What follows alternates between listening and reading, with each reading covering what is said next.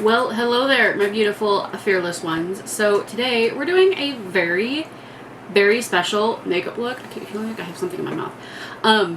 So if you don't know, what you don't know is a lot. One of the books that I read this year is Haunting Adeline and Hunting Adeline, and I really enjoyed it. I loved the writing. Like, I can't say enough about it. It could be triggering. Like, it is very graphic, and parts of it are very, very disturbing, especially Hunting Adeline. The first half of that book is very, very hard to read. So I do encourage you to read the trigger warnings and to take heed of them. But I mean, I enjoyed it. I enjoyed both books, and one of my favorite characters is Sibby, or Sybil, who is with the haunted house, and she's I don't want to say she's a grown woman, but she is a grown woman. She's an adult female who I don't want to say she dresses up like as a clown in the haunted house, because that's not completely true, but she makes herself look young in order to capture the attention of people who are predators to younger people. And she uses her appearance to lure them in, and then she takes care of them, basically. And you know, she's such an enigmatic character. I don't think I said that right, but I just love her. I just love Sibby so much. Yeah, so I absolutely wanted to do her for Halloween. So we're going to attempt to do a Sibby Halloween look today. I think it's pretty open to interpretation. Like, there is a little bit of a description given as far as the way that she looks and her physical appearance. But I also feel like, you know, you kind of like, however you imagine her in your head, you could go so many different directions with it. You can have your own like version of her, right? And I think everybody's probably is maybe slightly different, but it's kind of an open to interpretation. You know, H.D. Carlton was vague enough where that you can take it and you can run with it and kind of create your version of Sibby, basically. But with that said, let's go ahead and get started and really, truly let the crazy out today and hope that it turns out good.